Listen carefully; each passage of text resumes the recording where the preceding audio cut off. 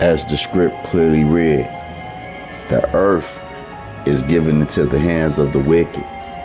They covered the faces of the judges thereof.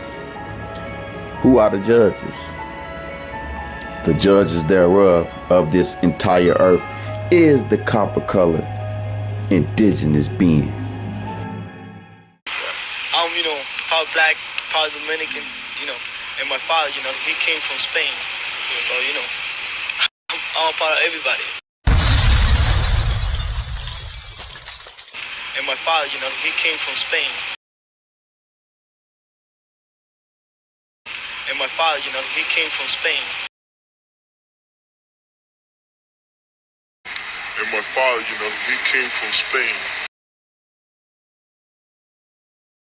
And my father, he came from Spain.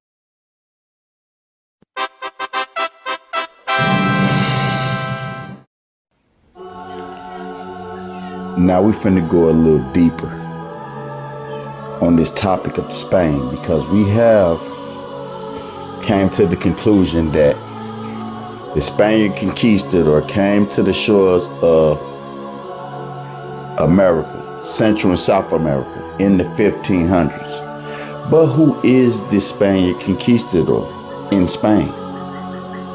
Where did this Spaniard conquistador really come from? Because if you have any knowledge of history, the Moors ran Spain and Europe in the Dark Ages. We're going to take a look at who really ruled Europe and how did the Spaniard conquistador come in power? Because we know from the teaching that I put out yesterday that it said the Spaniard conquistadors brought 200,000 Africans with them. Okay? The Africans that they're talking about is the Moors. Yes, the Moors that ruled Europe.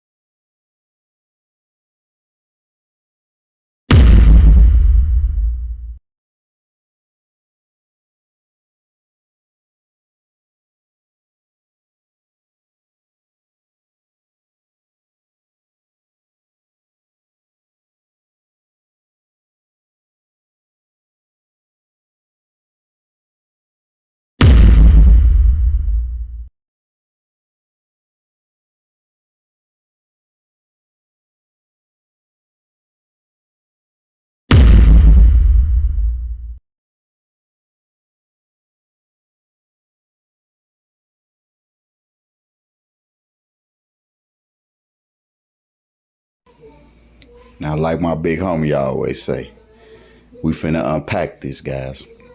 I want you to understand that you're looking at a map of Spain, the Iberian Peninsula.